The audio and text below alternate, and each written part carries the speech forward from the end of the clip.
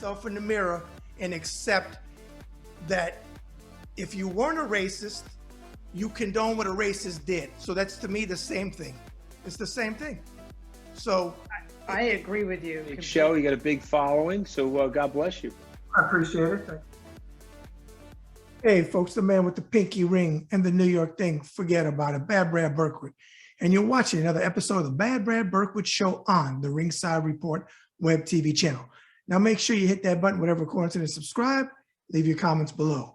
As well, follow me on Twitter at Bad Brad RSR. Again, that's at Bad Brad RSR. And make sure you check out my great writing team, lots of diversity, lots of great people at ringsidereport.com.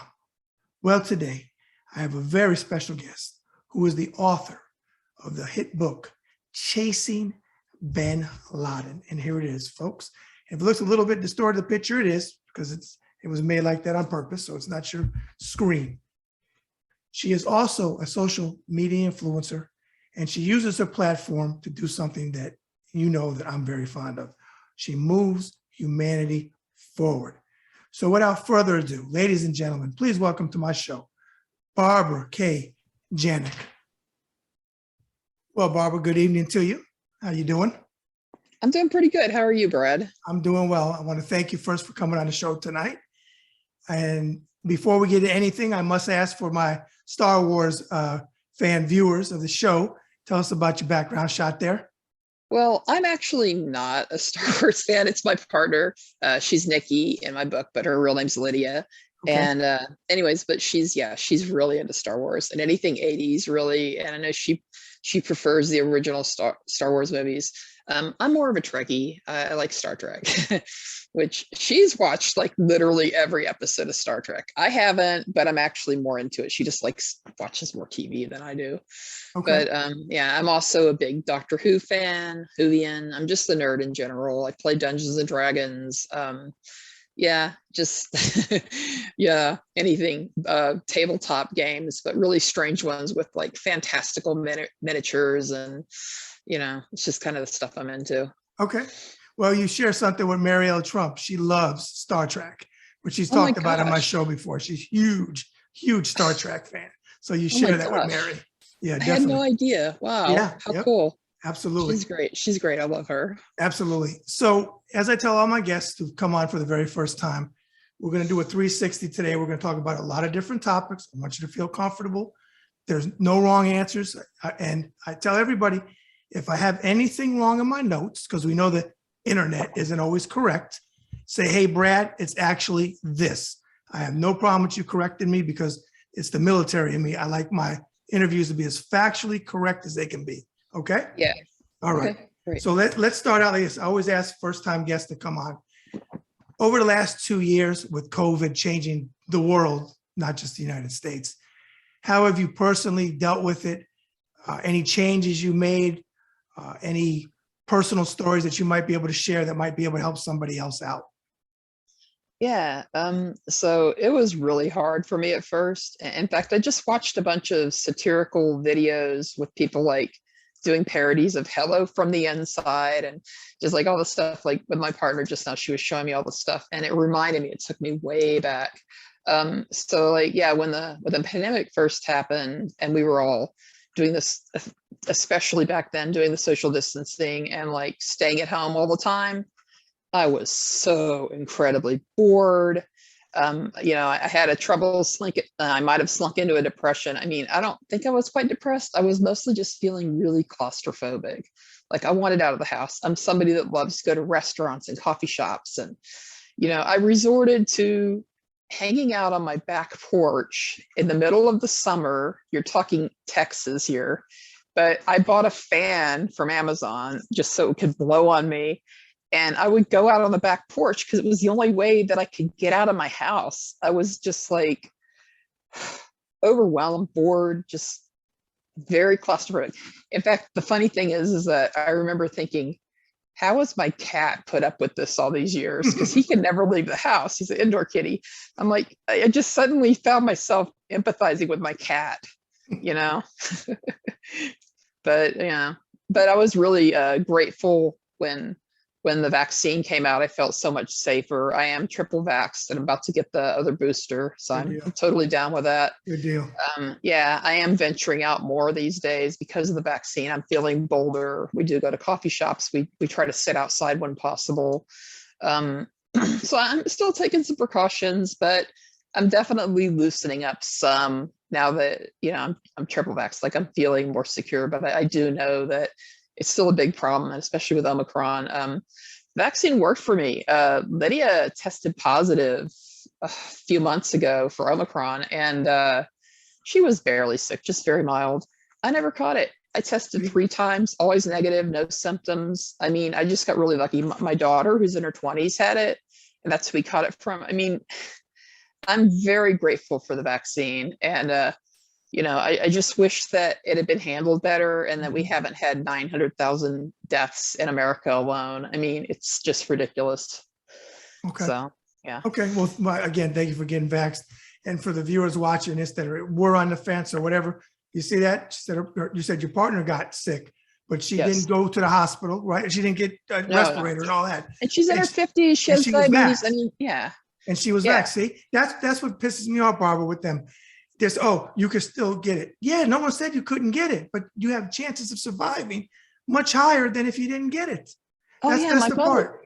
My mother, who's in her 80s, has had it like 2 or 3 times, and I don't understand her. She keeps going on cruises. Yeah, don't tell mom what to do. But she has never had more than a very, very mild case. And I mean, I think she got the antibodies last time, even though she probably didn't need them. But I mean, that's what they say to get the antibodies when it's still mild, because that's a lot of people don't understand that. Oh, well, I'll get the antibodies after it gets worse. Well, if you wait till it gets worse, it's too late. Like you have to get it when it's early. And if you're in a risk group, they'll give you the antibodies. And a lot of people also say, oh, well, the antibodies don't work with Omicron. Well, there's like 1 or 2 types that do. A lot of them don't, but they know which ones work with Omicron and they will give you the right ones. Okay. So just a warning. And my mother, yeah, and my dad had it too. And he's also in his 80s. He had a little worse case, but it was just like sniffles, you know, like he was fine. I don't remember if he got the antibodies. They weren't really talking about it that much, but, conversely, I have an aunt and uncle who are big Trump supporters, and they listen to all the rhetoric about, oh, it's, you know, a fake virus, blah, blah, blah. And my aunt is like really Christian. And so they didn't get vaccinated. And as a result, they both ended up in the hospital. And they're actually younger than my dad, you know? And so it's just a horrible thing. I do have, my stepmom died from COVID early on. She was in a nursing home and got caught up in that. And of course, there was no vaccine at the time. Yeah. She also had dementia, and, you know, it was probably just her time, but yeah, it's just really, really awful what it's done to families, you know? Yeah. Okay. Let's start at the beginning. We know you grew up in Texas. We talked about it. But yes. What I'm curious about was, what was Texas like back in your younger days and not in the crazy days of Greg Abbott and Ted Cruz, 2 individuals that I absolutely despise and who never they're insane. But what was it like back in your early days growing up there? Well, when I was a little kid, I wasn't really aware of politics, but I do know that my town in particular has a lot of racism. I'm not saying everybody's racist, but we were kind of known for like KKK activity and stuff like that. And so, yeah, I grew up around a lot of really racist people.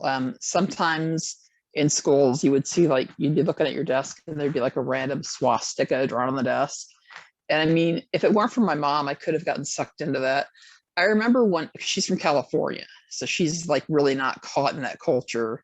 My dad was a little more likely to use the N-word or say things like, some of my best friends are Black. And I don't want to disparage my dad. He's a great guy, but you know, I definitely perceived him as racist growing up. But anyways, so yeah, but culturally, like, I loved playing outdoors. I was a little tomboy. Yeah, I spent all my time like climbing trees and shooting my BB gun and, you know, playing with the neighbor boys, and almost all the neighbors were boys. And, Yeah, I didn't stand a chance. Of course, I was a tomboy, and yeah, it was just very rough and tumble. I loved growing up in the country, picking dewberries, and my dad raises cows, and I mean, it was just like really an amazing childhood, you know.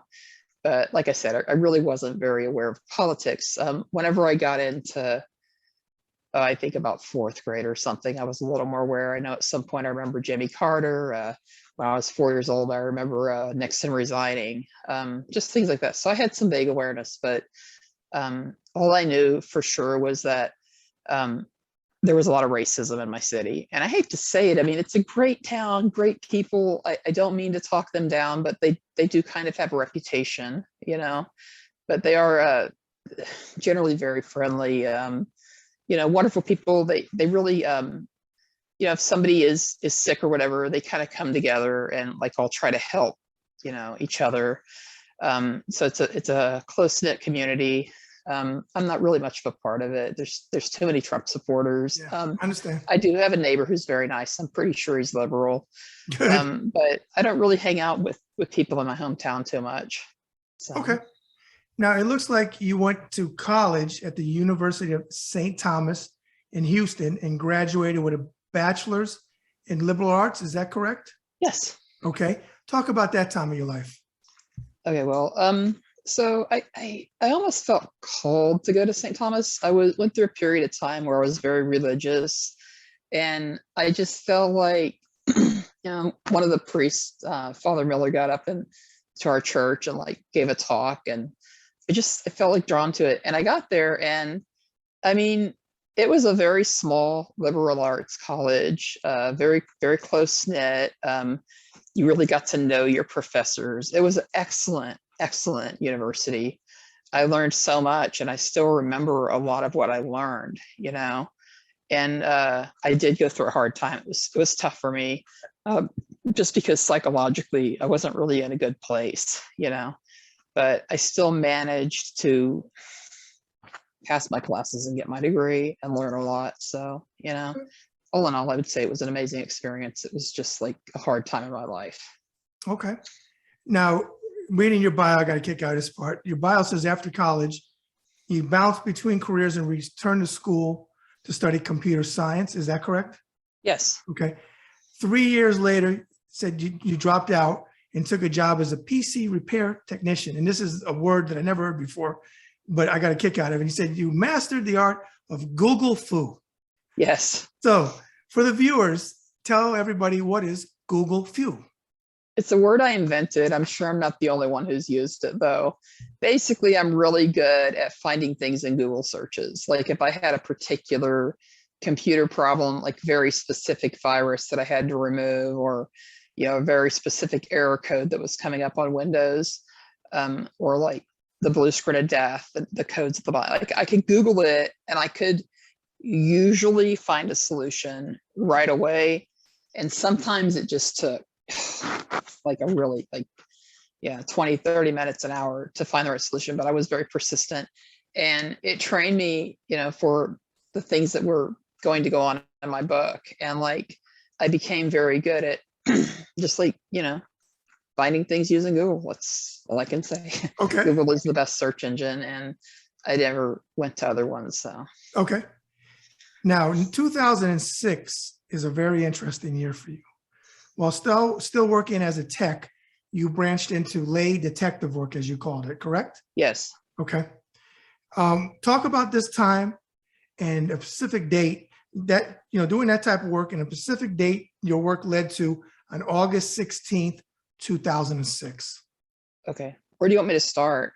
Well, go ahead. First of all, talk about just a little bit about doing detective work, what kind of stuff you did as a detective, and then that particular day, what happened. Lead up to it. Okay. Yeah. So, the detective work didn't last very long. It was only a span of a few months, but it had a very strong impact on me. Basically, I was like on the verge of bankruptcy, but I didn't want to file bankruptcy. I had just gone on this big trip out on the West Coast and spent like thousands of dollars, basically maxed out all my credit cards. And, it's kind of dumb that I did that, but at the same time, it kind of like put me in a desperate situation where I was willing to turn to this detective work and try to find missing people and criminals. That's kind of how it started, and I developed a system using MySpace and Google, and like that's where the Google foo comes into play, like using advanced search terms and where to put the quotes, and it can become complicated. Anyways, so I started doing this research, and I found that on MySpace, if you put in information about somebody, it'll pop up profiles. And if you can narrow it down enough, you can get specific addresses, like people put in their real address. And, so you can figure out the location, the last name, like all kinds of stuff about people on MySpace back then. MySpace was more like a dating site in a way. Now, people didn't necessarily use it for dating, even though sometimes they did. But it's more like a dating site because it was so much information, down to like smoking and drinking preference, sexual orientation, body size. I mean, you could narrow it down to all these things, and you could meet people by zip code in your local area, And so, but as a result of all that information they ask you for, there was like a total lack of privacy, and people didn't seem to realize this, but if I search for, zip code, 90210, then I'm going to see everybody in the, 90210 zip code, and I could narrow it down to sexual orientation, last name. I mean, just basically I could find anybody with the last name Smith in the area. And anyways, you see what I'm saying? Mm-hmm. Okay.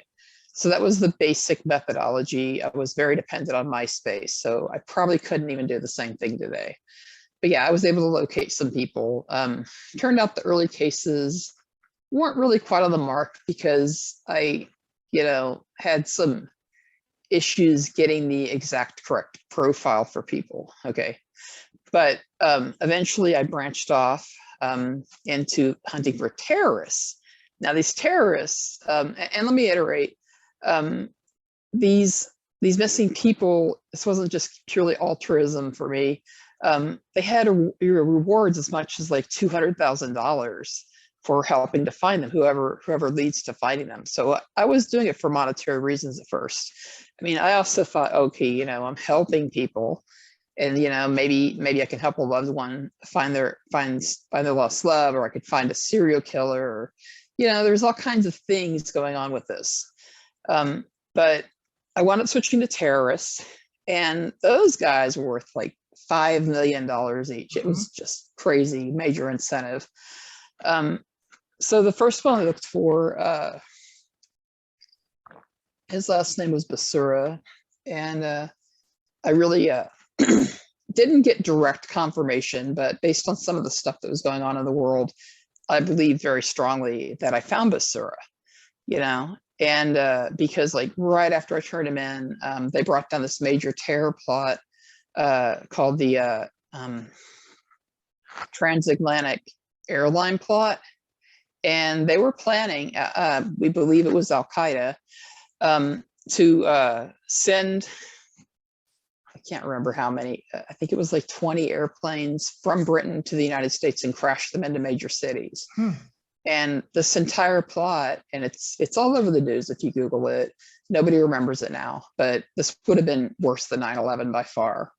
They were planning San Francisco, New York, a couple of cities in Canada even. I mean, it would have killed all the people in the airplane, but also all the people on the ground in the city. They were going to, just like basically kamikaze the cities, So anyway, so they stopped this plot, and it was about maybe 4 days after I turned in the Basura tip. So for me, that was like, wow, they must have gotten some real intel from this guy. They must have, I just really felt like, even though I have no real proof, it seems like a pretty straight correlation. Okay. So then I got all excited and overconfident, and I was like, okay, well, who am I going after next? So I'm looking at rewardsforjustice.net, which is the website I got the information from, like all the aliases. And I see bin Laden staring at me from the screen. I'm like, I'm going after that guy. I was just curious if I could do it, honestly. Like, I didn't think I could. Like, it just seemed like impossible to me. He would be too hidden. And through a series of like, oh, and he was really hard to find. It wasn't just a reverse search. I mean, there was like so much. And it took me a few days. I mean, it was just like nonstop work. And you're talking like practically 24/7. But I did end up finding him. And the way I first realized it, well, there were a couple of clues that I got. Like the next morning after I turned him in, this FBI, because I was working with the FBI, this FBI agent was asking me a bunch of questions. Like he was really curious. Usually you're on with the FBI, it's just like maybe 5 minutes, you know. I was on with this guy for 20 minutes while he asked me a bunch of questions. And he asked me, he said, so you think you found the big guy, right? Okay, so the big guy, that's obviously Osama bin Laden, because I was turning in terrorists. So the big guy asked me if I found, they have to talk in cloak and dagger. They can't reveal information directly because everything's on a need to know basis, but he's telling me without telling me. I said, yeah, but I'm not 100% certain, okay? So he asked me if I found the big guy. And then he's like, well, how'd you find him? And I said, oh, no, wait, that's not what he said. He said, well, are you psychic? And I was like, what? And I was like, no, I'm not psychic. And then he's like, well, how'd you do it? Okay, so why is he asking me how'd you do it? Unless I did something, you know? Right. Mm-hmm. And so then I'm just like, well, I just, you know, research things on the internet. And this is the great part. He says, well, then I think you're a gifted researcher. Okay. And then he said, because he said, how'd you do it? And then he says, why'd you do it? And I said, because he's looking for my motives now. Well, at first it was about the money, but then after that, I just really want to make a difference for the victims of 9/11 and, you know, or something like that. And like basically wanted to help out with the situation and, you know, and the war on terror, whatever. I said something like that. And then he says, well, then I think you're a true patriot. So the man in the same breath asked me if I was psychic, called me a gifted researcher and a true patriot about finding the big guy in Brooklyn. Okay, so at this point, I knew that I'd found him, you know, so it's pretty obvious. But I didn't think they'd actually caught him at that point. Okay, but then the morning of August 16th, 2006, and that's the day you asked me about. Yep. I picked up the phone. I think it was around 10 a.m. And I don't know if you know FBI, but they're very sedate. You've seen them in the movies. I mean, they just are deadpan. They try to show no emotion. Well, these guys were celebrating. They were like happy, and I could hear cheering in the background and hooting and hollering. I've never heard. And this was the FBI terrorism task force in New York that was making all this noise. Okay? Now, where were you seeing them? How were you seeing them at this point? I'm sorry. Yeah, I was on the phone with them. Okay. On the phone, and they were celebrating. Okay, I was talking to the terrorism task force in New York, and I believe at that time they had just arrested Osama bin Laden. Okay, so so the guy asked me when I get on the phone, I'm like, I'm trying to figure out which terrorists to go after next, which one, and he just like, he says something about, he says, I hear somebody in the background say, is that the green lady? And I'm like, green lady, you know? So apparently they had a nickname for me because I'd been calling so much. Well, I thought about it later. I think green lady was like, I was going to see green, you know, like he thought I was going to get the reward money, you know? So then he goes, yeah, that's the green lady.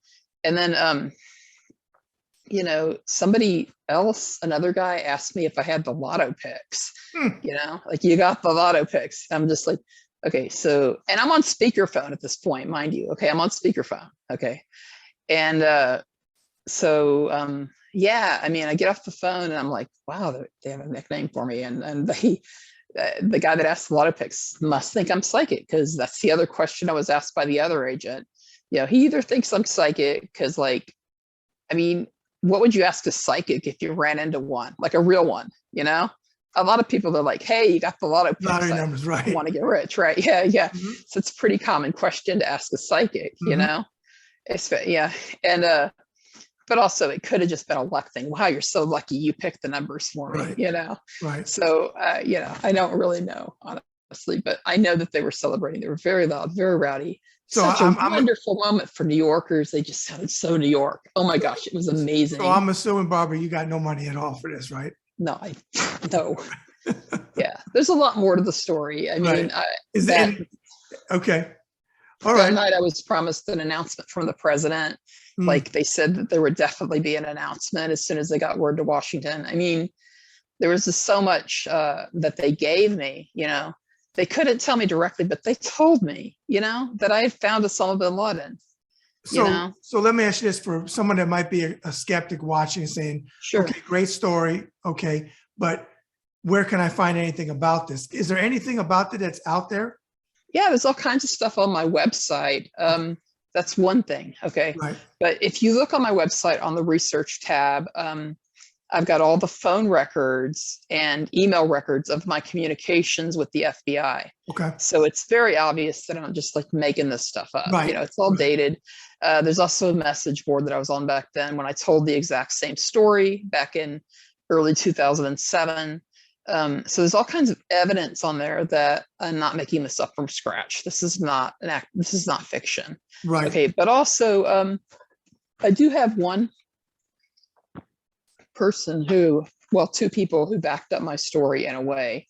Seymour Hersh, the Pulitzer Prize winning journalist, says in his book, The Killing of Osama bin Laden, that, and he was talking about the raid, he said that bin Laden, according to his sources, bin Laden was under house arrest in Abbottabad since 2006. And this is in his book, you can look it up, since 2006. Okay, in Abbottabad. So what I'm saying is I'm giving you the story about how he was arrested. He was under house arrest. I'm telling you how he was arrested, when, where, okay? And so I'm saying that he was arrested in Brooklyn on August 16th, 2006. And then I believe he was probably transferred from Brooklyn, from somewhere in the United States, to Pakistan, Abbottabad. Same year, 2006, transferred to Abbottabad in 2006. Hersh places him under house arrest, says he's under house arrest as of 2006. And he was there until the raid. And that's what I believe, that he was in Abbottabad until the raid, but under house arrest. Okay. And also Dr. Raylan Hillhouse is another source that you can look up on her blog, The Spy Who Built Me. She talks about bin Laden being under house arrest. And these people, Seymour Hersh and Dr. Raylan Hillhouse, have sources within the intelligence community. You know, they're not just making this stuff out of their head. This is coming from their sources. And they were heavily criticized by their peers at the time. And that's why the story that they told was crushed, you know, so anyway. Okay. And Michael Moore also believes that he was under house arrest. Okay. Okay. He probably got the information from Hillhouse and Hersh. Okay. And that's all I have as far as like, and there's a lot of circumstantial evidence, such as Bush's obsession with bin Laden. It's a long story. It's all mapped out in my book. There's a chapter called Whatever Happened to Osama bin Laden. And there's another chapter called The Brooklyn Connection. And those are dense history chapters. Okay. The majority of my book is memoir. It's a lot about my personal experience, but those two chapters in particular lay out all the evidence that I could find. Okay. All right. And we're going to segue now into the book. Want the viewers to know I have not read the book yet, but what I'm going to do is when I read it, I'm going to bring Barbara back on and do another interview. It won't be a 360. It'll be specifically about your book. But before I ask you, timing is almost everything. So did you see, please tell me you saw Republican Representative Lisa McClain at the Trump Hitler Nazi rally this weekend. Did you see the clip of her and what she said? I didn't watch the clip because I've been very busy this week. Okay. I have been on Twitter, but I haven't taken a lot of time. Okay. Well, when I tell you this, when I tell you what she said, go ahead. Go ahead. Yeah. When I tell you what she said, you're going to lay like you got it. Oh no, I know what you're talking about. I did see that. I didn't watch the clip, but okay, go ahead, please. Yeah, no, you probably know what I'm saying. So she said when she was talking about, she was bowing down to Trump, that he captured Osama bin Laden. And she's been getting from me personally, because I've been tagging her, but everybody else on Twitter I know has been going after her. She literally said that the other two that he did catch, I forget their names, but she said at the beginning, Osama bin Laden. And the first person I thought about was you. I'm like, are you kidding me? Of course. And then I don't even know if she came back and said it was a gaffe, but everybody, because they're all robots there, they all are clapping and cheering, and Trump thinks it's the greatest thing. Trump probably told me I caught him, because with his cult, anything he says, they take literally. So with that said, I want to go into your book. Here is the book, Chasing bin Laden. Yes, and I've got a copy too. You Look. got a copy too. Look, We're twinsies. Twinsies. We're twinsies. All right. Okay, I cannot wait to read it. The topics I want to talk to you about is your book. It's 654 pages long, so I know it's got some good stories, good information in there. 658. 58. So Even okay, you worse. corrected me. Yeah. 658. I was close. There you go. 658. Okay, I stand corrected. No doubt, like I said, a lot of work went into it. Yes. We kind of heard why you wrote it, I think, in that story. But if you didn't cover why you wrote it, why did you write it? Which I think you kind of did in your story you were telling. I didn't completely cover it. Okay. The main reason I wrote it was to get the word out about the truth, like what actually happened to Osama bin Laden, like when he was actually arrested and where, and like the fact that he was in the United States is a big deal, Also, for personal reasons, I spent months trying to get the word out. I felt like, it could end the wars in Iraq and Afghanistan. This was like beyond me, but also on a deep personal level, I want to be believed, and I was cyberbullied for months afterwards, just tortured, told I was crazy, I was lying, I was making it up, and there really wasn't a whole lot I could say to these people to prove to them otherwise. So, here I am. That was, it's, I guess, 16 years ago. And I wrote this book. And my main motivation was, one, to get the truth out, but also to find some level of peace with it, and like, I really want to be vindicated. I was so tortured. It ruined my life for at least 8 years afterwards. I went through like PTSD symptoms and severe depression, and writing this book is what helped me to crawl out of all that and to reclaim, reality. Like, I was so bad off that I was like trying to convince myself, okay, no, this didn't happen. None of this happened. Like, I was just like totally trying to repress everything. And it caused me to be very, very depressed. And working through it and writing it out. And I'm also hoping that it'll help motivate people who are suffering from depression and anxiety. There's a lot of anxiety in the book, that you can come through this, you can recover, And one other important reason I wanted to write it was to vindicate those FBI agents.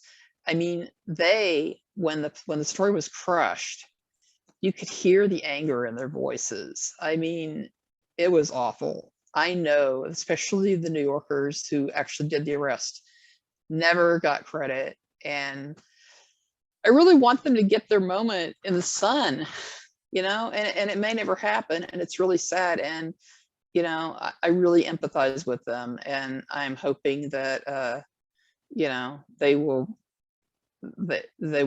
get their moment. And I wanted to say one other thing, that the book is actually dedicated, and I'm going to read the dedication real quick, to the 9/11 victims. Let me see if I can find it. I think it's near the front.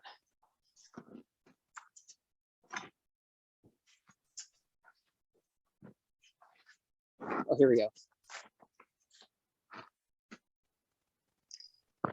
So I'm also writing this to let the victims know that somebody cares very deeply about them, that she gave up her mental health for a very long time for the cause of bringing justice for these people. Okay, because I suffered very deeply because of this cause. Not as much as you guys, okay, but I really wanted to make a difference. So here's the dedication. For all victims of terrorism, living and deceased, especially those who suffered at the hands of Osama bin Laden, we have not forgotten. So it's kind of that's the Well, you know, it's real not that reason we behind have, the Mentor story. yeah, it's very touching. We actually have a connection there. And I only mentioned, I'm not trying to plug my book, but we do have a connection because I had a book come out in 2002 called Boxing Interviews of a Lifetime, a compilation of interviews I did. And I did the cover. And outside of it, by November of 2002, as you well know, the Twin Towers were gone. So, but I had the Twin Towers in this, it was the studio. And then you saw outside the window, New York skyline, and had the Twin Towers. A lot of people know it, and a lot of people don't. I purposely did that because that was my way of saying, we'll never forget you. I'm a New Yorker. I was born in New York. And if you can't tell by the accent and the whole shtick, I'm a New Yorker. But so it's very touching. Now, I know you said it took several years. How many years altogether did it take you to put the book together? It took me 6 years to write it. Well, I say 6 years, probably like 4 or 5 for the writing, another year of editing, you know. It was just a colossal effort. I have a master's in history. A lot of research went into this, trying to back up my case. And that's how I found the Hill House and Hirsch stuff. And I'm just going to show you the back real quick. Okay. So the last 20 pages of the book is all notes. Okay. Wow. There are 127 citations in this book, and most of them aren't repeats. Okay. I did an incredible amount of research. So it is a true crime book. It is a memoir, but it's also a history book. There's just like, recently I hit #1. I gave away a bunch of books. I saw that on Twitter. That's great. Yeah, I gave away over 2,000 books, and it's because I want to get the word out, you know, and I'm really trying very hard, you know. And I gave away all these books, and I forget what I was. Oh yeah, #1. I hit #1 in true crime biographies and historical biographies, and lasted several days. Great. And so I'm now able to put that on my website that I'm #1. There you go. So it's pretty amazing. And I have bumped the price back up, but it's only 99 cents. If anybody wants to buy it, it's still cheap, because I kind of want to hit some normal top sellers. And really, I need this to happen so I can get the word out, so that all these wonderful things can happen. And, gotcha. You know. And you mentioned grad school, which you attended Sam Houston University for grad school. Is that correct? Sam Houston State, yes. Sam Houston State. Okay. And like you said, got a master's in history. Now, it looks like you were an adjunct professor at Alvin Community College. Is that correct? Yes, I taught history. Okay. See, I figured it was history. Okay. Yeah. All right. Let me ask you this. A couple of years past 2006, when they finally caught him, they caught him 2010, right? Is that when they killed him? 2010? 2011. 2011. Okay. Yeah. What do you think it did in the world of terrorism once they took him out? Well, I don't think it made that much difference at that point, because if you look, 2006, if you look through the news, he did not make any more video appearances. There was one in 2007, but it was proved that it was heavily doctored and just like a fake video based on an old video. Somebody, I forget, like a major tech website analyzed it. They had anyways, so he didn't release any videos. There were some audios, but basically after 2006, he pretty much disappeared for the most part. And Al-Qaeda took a dive. Like, they just become less and less influential. There were no other terror attempts, like major terror attempts by Al-Qaeda, and they just sort of fell out. So by 2011, Al-Qaeda wasn't as much of an issue. It was all about ISIS. You know, unfortunately for the United States, ISIS tended to focus more on their regions. There were some nut job lone wolves in the United States who were brainwashed. You know, we know about Pulse and San Bernardino. So there were some major ISIS attacks for about a year, but I mean, ISIS isn't the type that like blows up skyscrapers or like lands. Yeah. So Al-Qaeda really, really did decline considerably. And it's verifiable through the news since 2006. So I really don't think that 2011 made a huge difference, although we did pull out of Iraq and Afghanistan, and it caused the Taliban to rise back up. And a lot of people don't know this. The Taliban is a fundamentalist Muslim organization. They are not a terrorist organization per se, but they do harbor terrorists. Okay, because a lot of people hear Taliban, they think terrorists. Well, that's not necessarily true. It's more like they kind of look the other way. Okay, and that's why they're considered the enemy. I'm not sure what the status of ISIS is right now. I haven't been hearing about them. I know that we've been, well, for a long time, we were bombing the fuck out of them. So, I mean, I think we really did drop down their numbers, Okay. But yeah, Al Qaeda was not really the issue by 2011. So Okay. And at the end of the conversation, I'll have you give you all of your website and all that, but I'll save that to the end. All right. What I want to do is go into some LGBTQ stuff that we talked about. Sure. Kind of talked offline. Absolutely. But I want to go in and I want to get your opinion on some things. First thing I want to ask you, in your opinion, what are 3 areas that the government / the American people need to work on to help the community? I know 3 things may be hard. If you can't do 3, like, what do you think, 1 or 2? But that American people, obviously, attitudes and stuff like that. But where the government can come in and where the American people should step up, what do you think? So I think the hot topic for the day is definitely trans rights. Okay. Now that doesn't concern me as much because I'm not transgendered. I'm not non-binary. And a lot of people ask me those questions. Well, are you a dude? I get that a lot. No, I'm not. My name is Barbara. That's a woman name.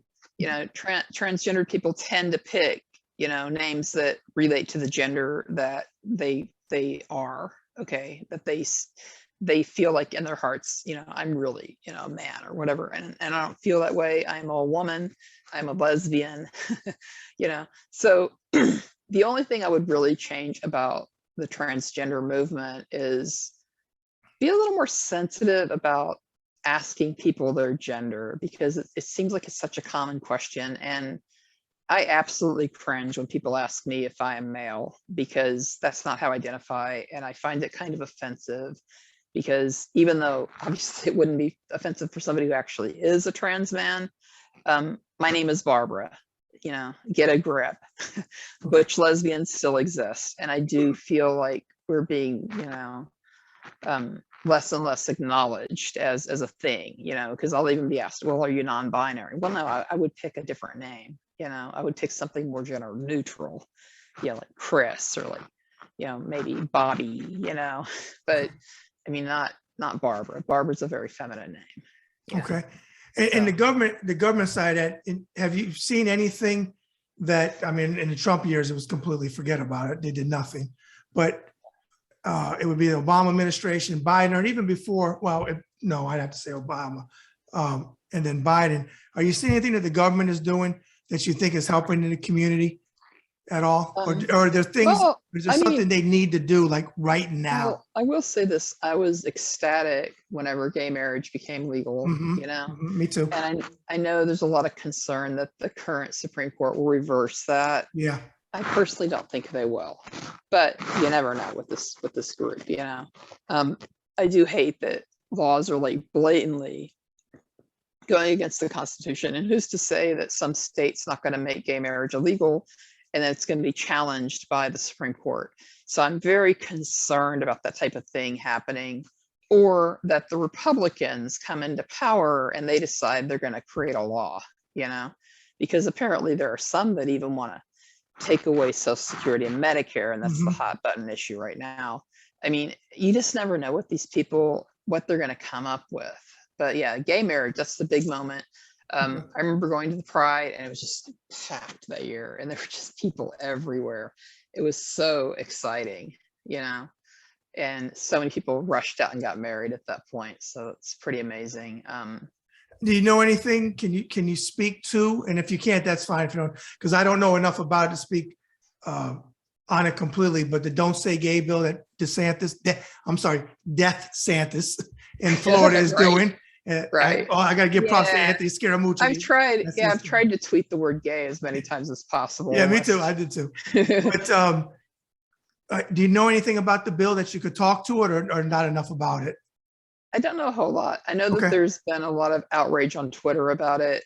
You know, I would like, I should have taken the time to actually read the bill because I'm kind of wondering, it, it almost feels like maybe things are taken out of proportion because I'm having a hard time believing this is real. You know what I mean? It Like, is. I don't know enough part of about me, it, I'm but just like, what does it exactly say? yeah. How is this being like interpreted in the most radical way possible? I don't know Okay. because sometimes the left will latch on to like one particular aspect that could be loosely interpreted, and then they'll just go wild with it and they'll meme it and it gets kind of nuts. Yeah, it But I does. It mean, does. so I don't really know the exact situation just because I haven't read the law yet. But if they are actually saying that it is illegal to say gay in the classroom, obviously that Insane. is fucking Yeah. ridiculous. Yeah. It is. It is. And I'm telling you something, for me personally, my father fought against Anita Bryant. You remember Anita Bryant when we were kids from Florida? The one that did the orange juice commercials that was against the gay community in Florida? Yeah. Yeah, Google her. Well, her granddaughter, she got her cup and she's still alive. She was against the gay community and she was a good Christian. But she has a granddaughter who just married a woman. So it's like a kick right in her ass. And of course, she's still talking shit. But my father fought against her. I have to tag in a clip when he was part of the group down there taking on. Okay. The other thing I want to ask you is, and I always ask groups that either face racism if they're African Americans or Hispanic or discrimination, like LGBTQ community has experience with discrimination. So here's my question. There is a number, I don't know what it is, and I damn sure tried to look it up before we did this show, because I love giving statistics when they look like they're very factual. But there are some, and I think that there's a group called maybe the Lincoln Law Republicans that I think are gay, but I don't know that for sure. But my question is this: there are members that are Trump supporters. It's not a lot, but I know they are. It's like African Americans. And Barbara, I got to go there. It blows my fucking mind. How can you be for somebody that remotely doesn't care about you one single bit? His administration, look, I was in the military for 20 years and 28 days, okay? I'm a straight man, and I knew people back then when it was before Don't Ask, Don't Tell, because I came in 86. I was there when they changed that policy. I knew people that were gay that didn't come out and they didn't say it because they would be kicked out back then. I could care less. I could care less that transgender people are serving in the military, because I look at it like this: if you're willing to fight for your country, I don't care who you are. But he went on Twitter against General Mattis, who was a SecDef then, and tried to lift the ban on transgender members in the military. They were already there. How do you lift the ban when they're already there in the service? But my question is, I don't know if you know any personally, and I do know some gay people that are actually very conservative in some of their views, that are Republicans, but they're not Trump. They're not for Trump. They're for other things, but they're not for Trump. Today's times, what would, in your opinion, make somebody from the community support Trump? Where would they find commonality? Yeah, honestly, I've tried very hard because I'm a very empathic person. Okay. I can usually empathize with just about anybody. I kind of imagine literally stepping into their shoes and pretending like I'm them from their perspective. I can't do this with Trump supporters. I am baffled. It's like they're living in an alternate reality. And I really do think they've watched too much propaganda on Fox. And, but as far as gays and lesbians, so my daughter told me a story. She said that she was going to a local community college and she knew a gay guy that voted for Trump. And she's like, why on earth would you vote for Trump? And he just said that he thought that Trump was better than Hillary Clinton. So in some cases, they voted for him because it was like what they perceived as the lesser of two evils. And yeah, I am clueless. I really, all I can figure is they watch the propaganda and maybe they're fiscally conservative and they think the Republicans are going to do a better job at, not raising taxes, which is funny as hell because they totally raise taxes, the tax scam. And and they've done nothing but try to take away the Affordable Care Act, aka Obamacare. And they're talking about getting rid of Medicare. And You know, I just think that anybody who would vote Republican at this point in history is living in another world. Yeah. And I cannot empathize. I cannot figure it out. I can't wrap my brain around it. I remember every time somebody said something really, like when Trump would say or do something really shitty, I would be like, okay, how are they going to rationalize this? How are they going to defend him? This is indefensible. And then I would look on Facebook and they'd be quiet for about a day. Mhm. And then Fox would come up with a spin. Okay. Yep. And as soon as Fox came up with their spin, their excuse, okay, then everybody would echo that same thing. It was just like watching a bunch of like Sheep. robot recordings or something. I Yeah. mean, it was just crazy. And it was always coming from Fox. Mhm. Fox absolutely was the Trump propaganda machine and still is. Still And is. Yep. stuff coming out of Tucker's mouth is just really terrifying. Yeah, it is. It's treasonous. And you know, and like you said, they go quiet, or they like to say, well, I don't like his tweets, but I like his policy. And I always come back on them and say, if you take me for an example, if you like me, you like everything that comes with me. If you don't like, I curse, all of that, you don't get to pick and choose. Right. You own all the traits of that, Right. to me, that individual. You can't say, I don't like his tweets because he's a misogynist, narcissistic, racist, and now we know he's a traitor as well. We knew that in Right. 2017.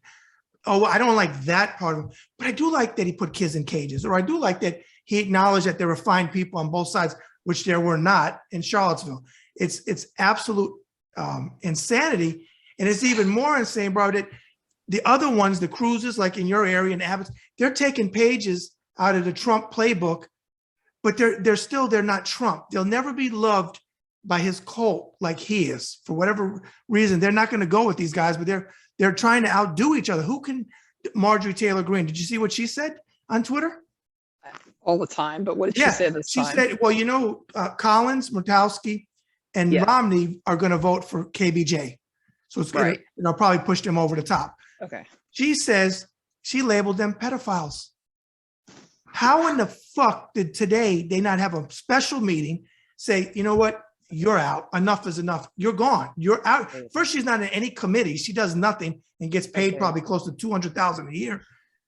She literally said that. Now, everybody that I know, including me, we reported the tweet. She's been kicked off of Twitter, you know, but they don't kick her off permanently, all this bad information about COVID.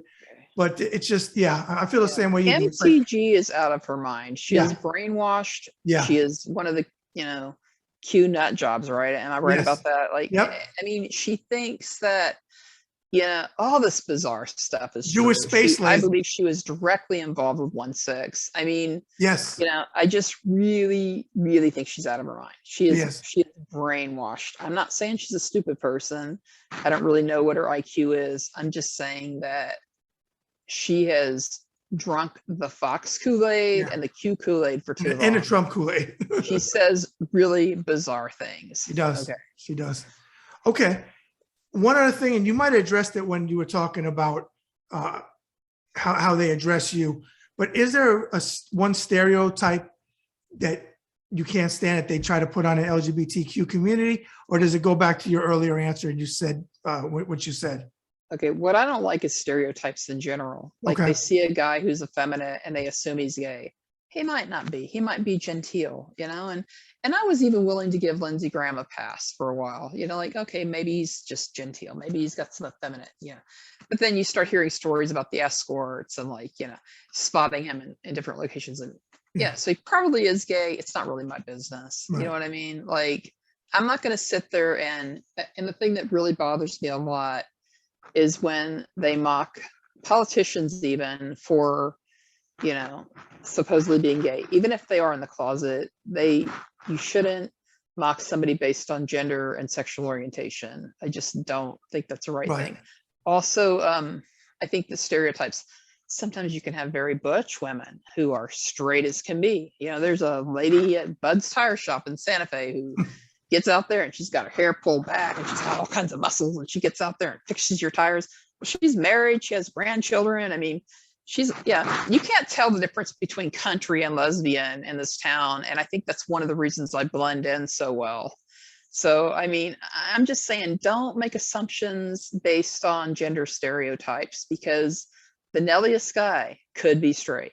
Okay. Unless they're intentionally camping it up, and you can tell. Sometimes they'll act extra Nelly just to Right. show that they're gay. Right. Or if I'm wearing a man's shirt, that's a pretty good indication that I'm a lesbian, Right.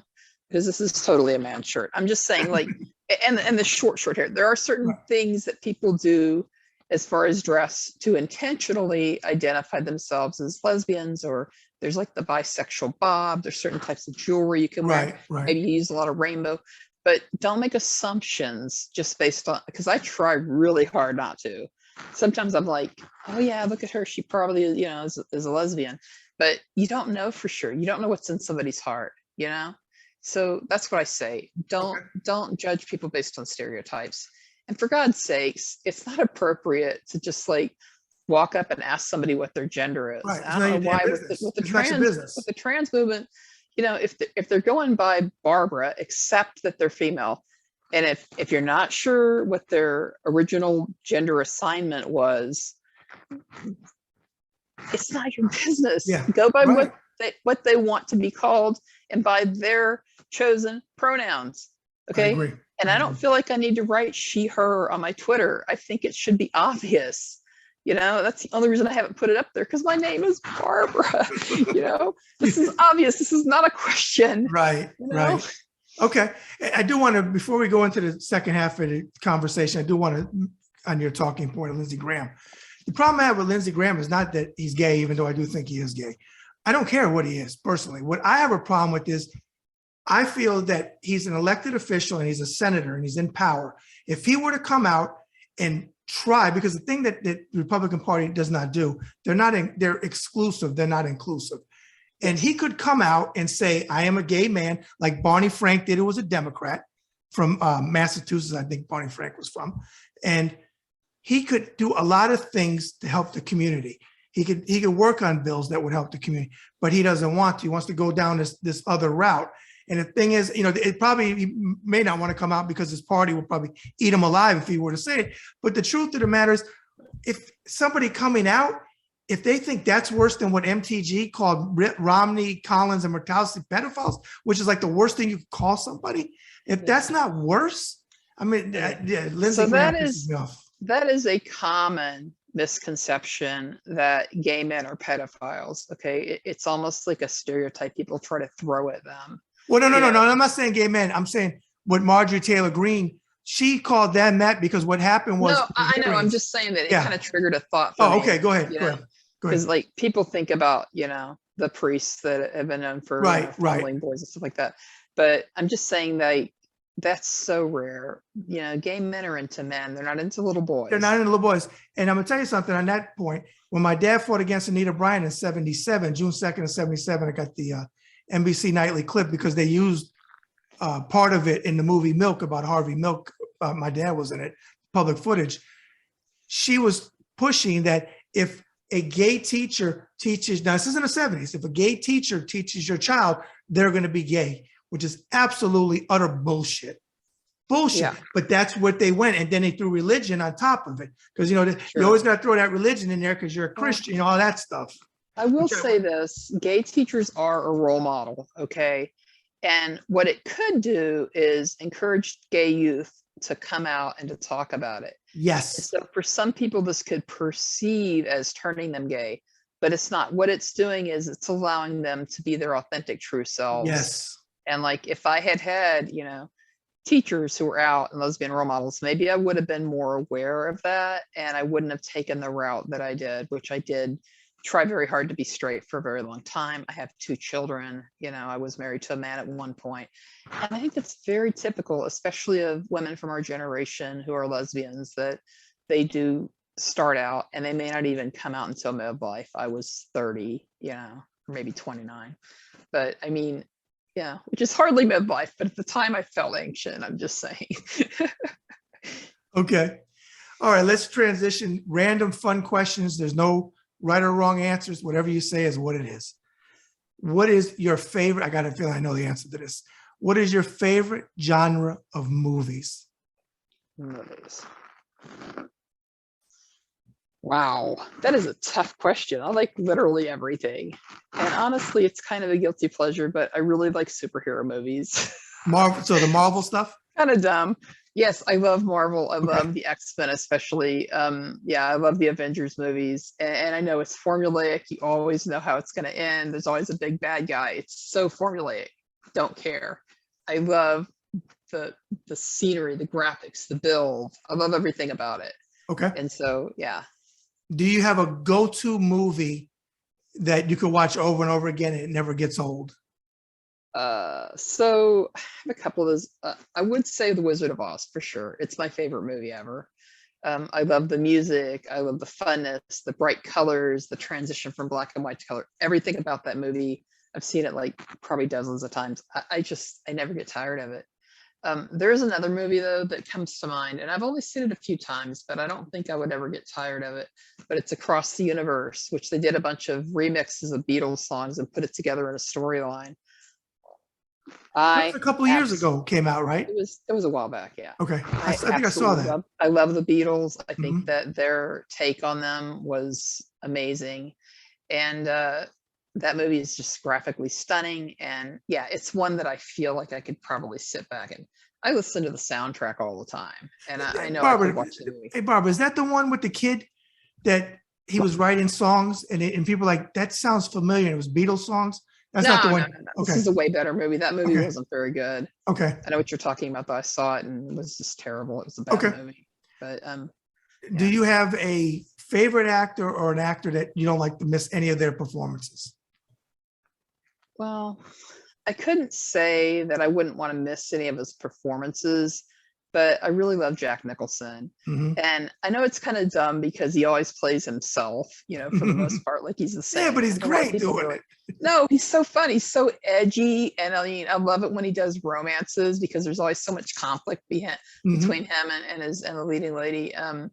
As good as it gets is like my favorite romantic comedy. I absolutely love him. I loved him in his original, One Who Flew Over the Cuckoo's Nest. And I don't know if you know this, but he was the demented dentist in the original Little Shop of Horrors. Yep. Yeah, the Shining was great. I mean, but a lot of people say, oh, he's always the same character. Who cares? It's such a fun character. Yeah, he's definitely my favorite. I also love Dustin Hoffman. I'm a big fan of Claire Danes. I think that she's amazing. I was just gonna ask you. Flip it. You got it. Yeah. She's my favorite for sure. Okay. Loved her, and my so-called life should have never been canceled. I'm just saying. Okay.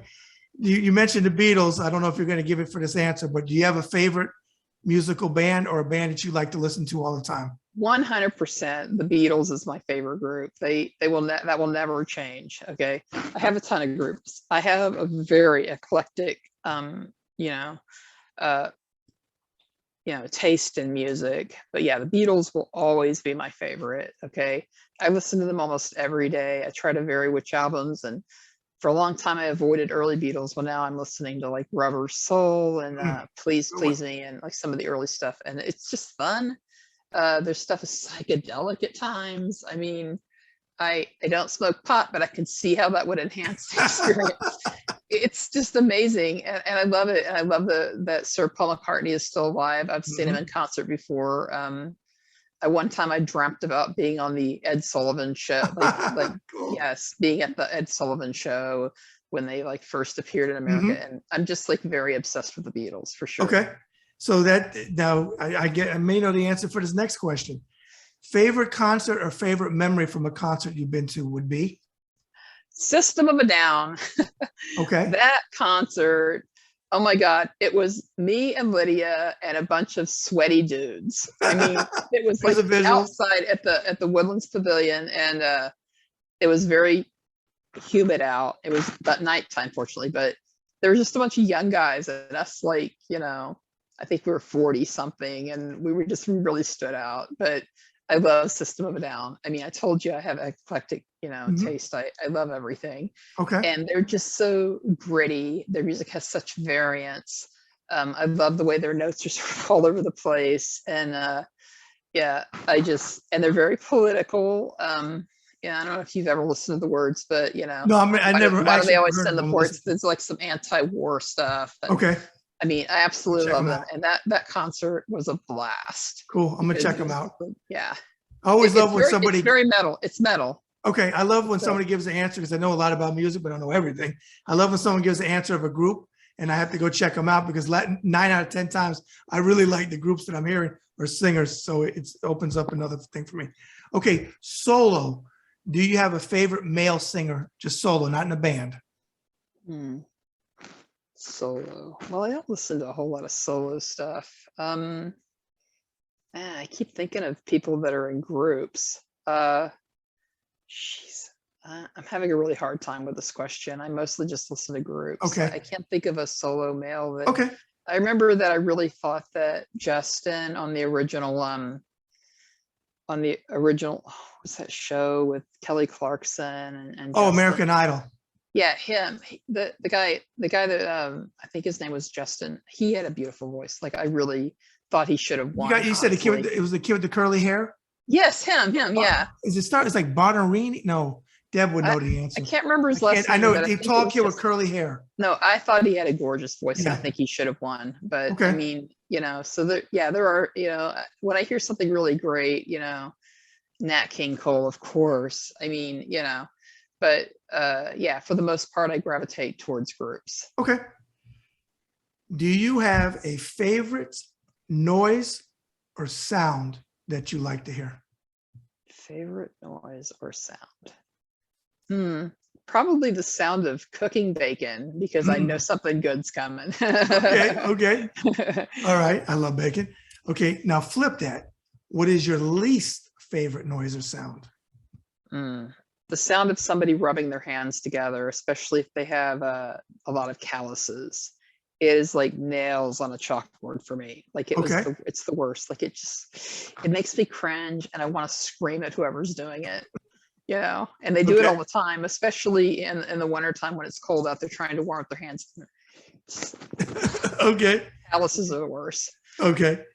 Do you have, this is going to be a tough one, favorite food that you could not give up if it's being cooked or you're at a restaurant or whatever? I used to say, as far as savory, I would say probably lasagna. But as far as sweet, probably ice cream. Honestly, I love me some Bluebell. Bluebell's great. Pralines and cream. I was just going to ask you. Yeah. Yeah. Another thing I love is donuts. Oh my gosh. Okay. I just I could binge on those so easily. Okay. But yeah, ice cream, chocolate. But yeah, I have a big time sweet tooth. But I would say like if I had to pick just one, probably ice cream. Okay. What is the first job you ever had? I was a Kelly girl. Okay. It's a temp agency and you had to wear like a green vest, I think. And yeah, I remember it was like $6 an hour, which was a lot back then because $3.35 was minimum.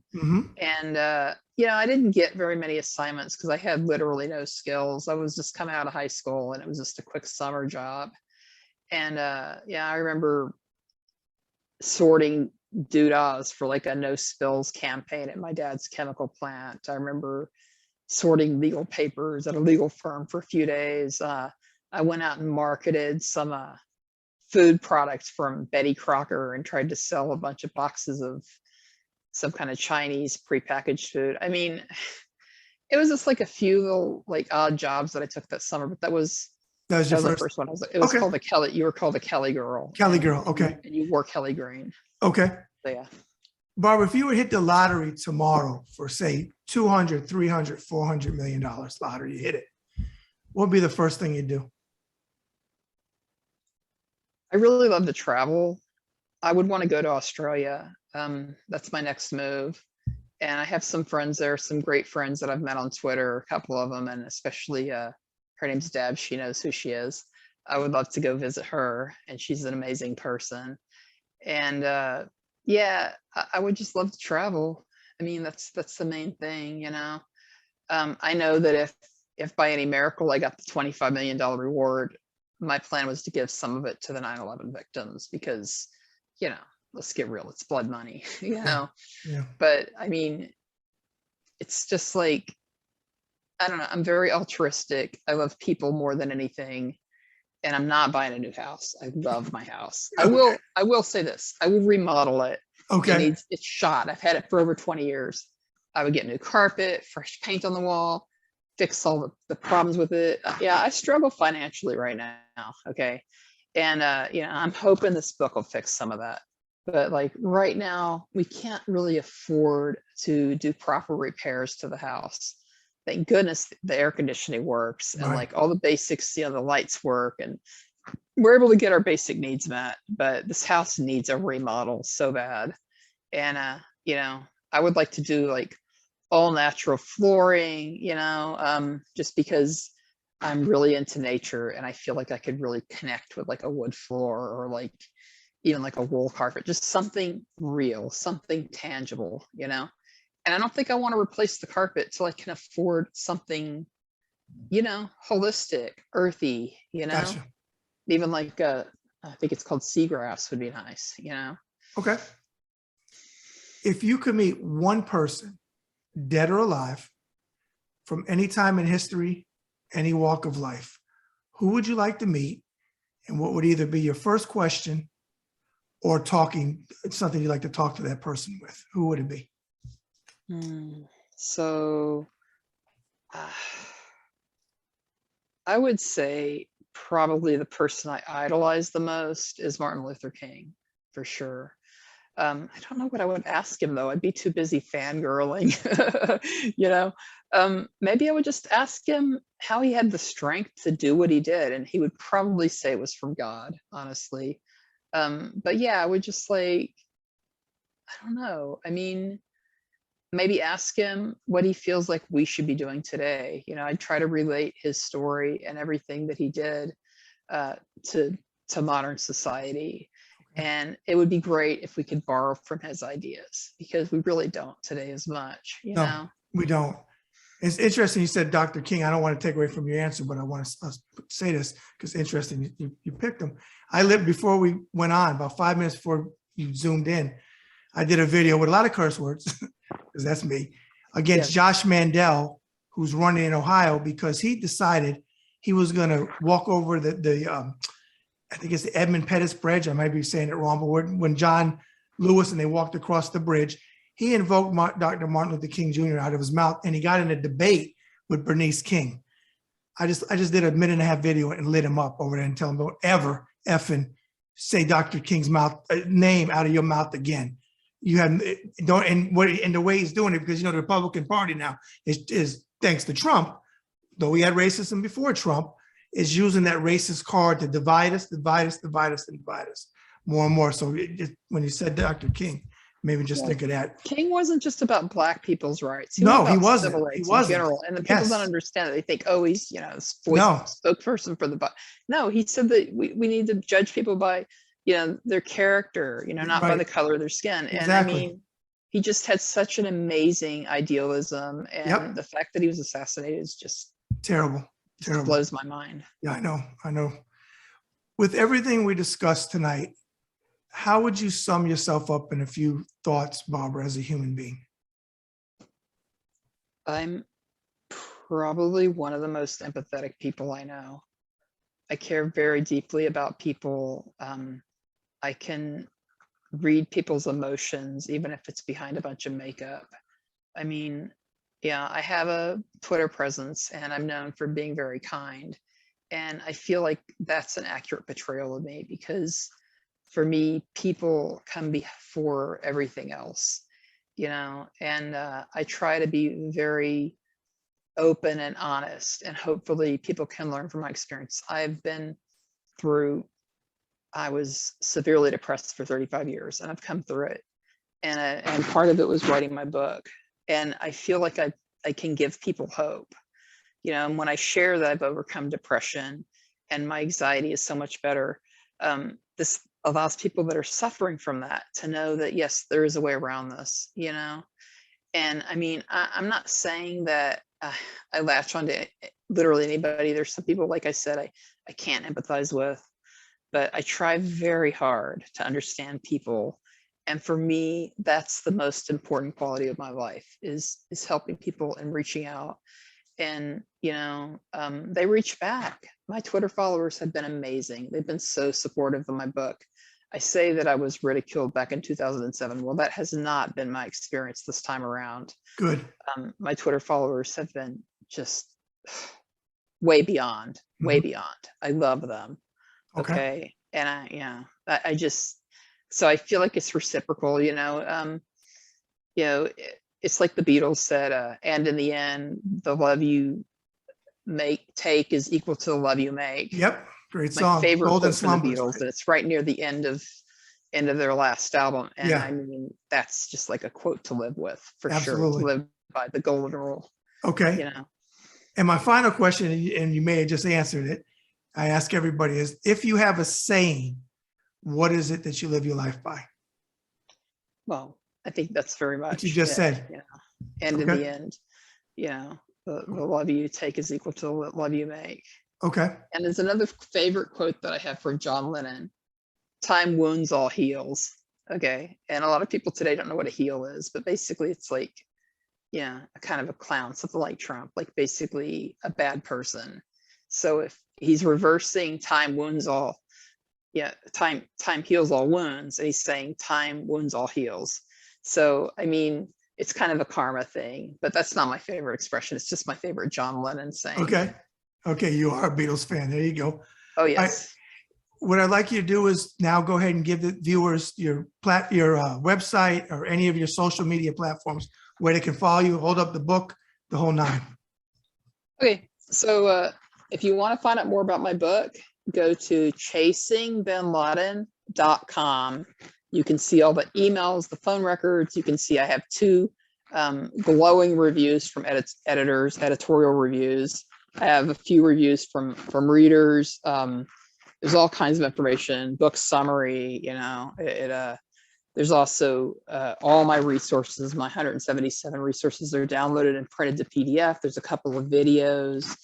There's all kinds of information, links to like where you can buy the book, and you can buy the print copy pretty much anywhere. I think it's on Amazon, Walmart, Barnes and Noble. The ebook is everywhere, Apple Books, Google Play. So it's not just Kindle. If you don't like Amazon, you don't have to buy it from Amazon. If you want to buy from a independent bookstore, they sell it too. Okay, might take a little while, but they sell it. They'll have to special order it. It's all online though. Don't expect to walk into your bookstore and buy my book. They don't have it, but you can get it basically anywhere online. Okay. Also, my Twitter is at Barbara K. Janik. So it's at Barbara K. Janik. I must warn you, it's very political. I am a member of the #resist movement.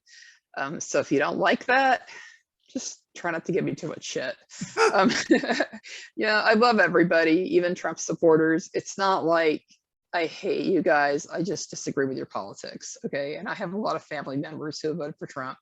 I don't hate my small town, so apologies to anybody who's offended by me calling out the racism. But yeah, at Barbara K. Janik, chasingbinladen.com, and then you can buy my book. And remember, 99 cents, probably for a few weeks. If you still want to get it, you missed the free version, the free sale, but 99 cents is still really cheap, and it's just a plethora of information. And I love you guys, and shout out to my readers. They've been so positive and so enthusiastic, and I just feel really loved. Great. That's good to hear, because love is important. I'm going to give you a couple of thoughts and give you back the mic if there's anything else you want to say in closing.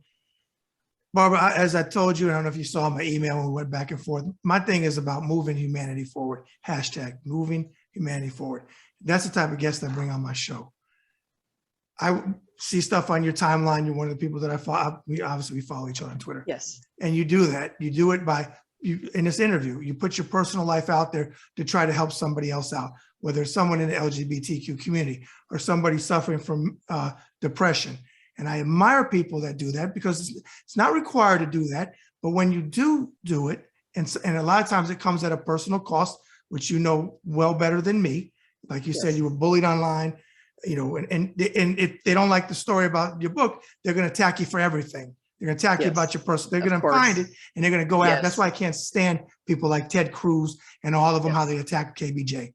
It's a pitfall if I become famous. And it does come with it, but you put yourself out there and you don't have to. So I appreciate that you use your platform like you do on Twitter to keep moving humanity forward.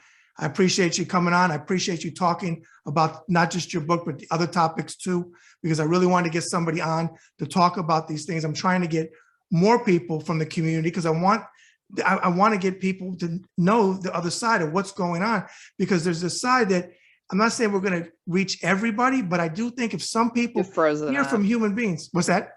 You froze up for a second. Oh, I froze. Okay. You're back. Okay. Okay. I was saying, I'm glad that you talked on the topics tonight that you did, because I've been trying to get somebody on from, I mean, I've had Marielle Trump on, we've talked, but somebody else to talk about the community, because I feel with some people, not all, when they hear a human being talk and they see the words and they hear the story, that if we could peel away some people or get some people to change, because people can change. I know it's a hard thing to do, but not everybody has to be evil every day of their effing life. So thank you for talking about that stuff.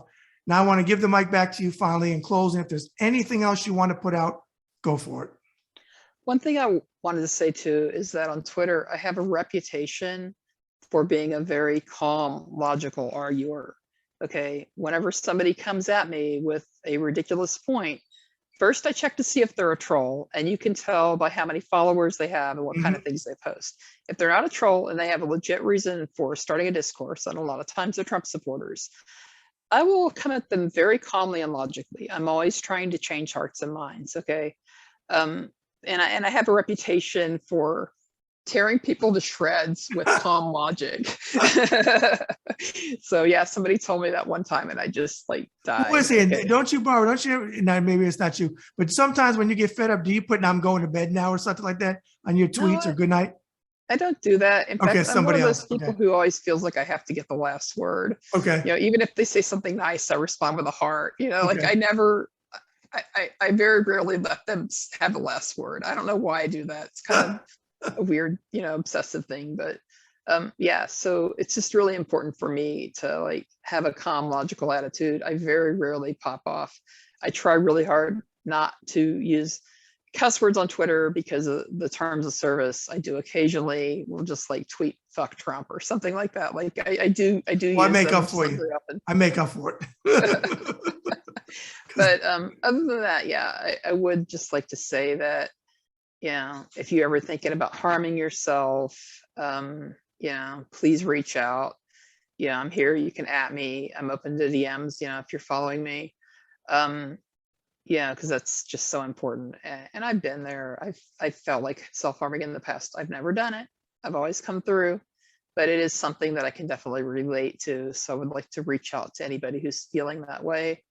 And there's no situation that's so desperate that you can't come out of it. I mean, there are, of course, terminal illnesses and stuff like that. And, you know, if you need to talk about that, you know, you need to come to peace with it. I mean, I'm good at sending prayers and good vibes. I have a very deep faith. Okay. And I just hope the world changes for the better. And I'm hoping that in some way that my book can make a small difference in the world, maybe encourage people, you know, maybe lead to political reform, not so many secrets. You know, I'm hoping that it can bring some peace to these FBI agents because somebody's talking about the truth finally, you know, even if they can't say it, I can. I'm not part of the intelligence community. I have no, you know, reason or I don't have any obligation to keep their secrets. And for me, it's about the truth. It's about love, you know, it's about helping the victims of 9/11. It's about a lot of things. And I just really hope that, like you said, I can help move humanity forward and make a real difference to the world. Okay. Well, I thank you again for coming on, Barbara. I'll have you back on once I finish the book. We'll have a bunch to talk about, I'm sure, then. And I'll be doing a standalone review as well. But thank you for your time tonight. And I wish you the very, very best. Thank you. I've had an amazing time. Thank you so much for having me on. You're welcome. Hey, folks, that's another episode of the Bad Brad Berkwitt Show on the Ringside Report Web TV channel. Now, again, make sure you hit the button and subscribe, leave comments below. Follow me on Twitter @BadBradRSR. Again, @BadBradRSR. Another individual who is moving humanity forward. Thoroughly enjoyed it, Barbara. One more time, folks, pick up her book, Chasing Bin Laden. I will be reading it. I will have her back on. It's going to be a little while because it's a long book. I got a couple ahead of her, but I will be bringing her back on. It's my promise to my viewers. All right. And as we always say, every act of kindness is a little love we leave behind. Bad Brad out. Thank you for watching the Bad Brad Berkwitt Show. Please follow, subscribe, leave comments, forget about it, and move humanity forward.